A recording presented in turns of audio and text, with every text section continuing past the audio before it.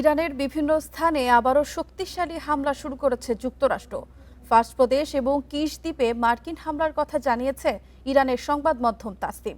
একই সাথে ইরানের বুশেহর এবং কেশম দ্বীপেও হামলার খবর পাওয়া গেছে। জর্ডানে মার্কিন ঘাঁটিতে ইরানের হামলার জবাবে এই অভিযান শুরুর কথা জানিয়েছে যুক্তরাষ্ট্রের সেন্ট্রাল কমান্ড সিন্টকম।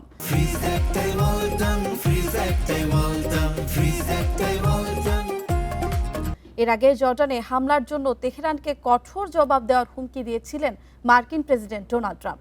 এদিকে মঙ্গলবার ইরাকে যুক্তরাষ্ট্র ও সৌদি আরবের যৌথ হামলার নিন্দা জানিয়েছে বাগদাদ।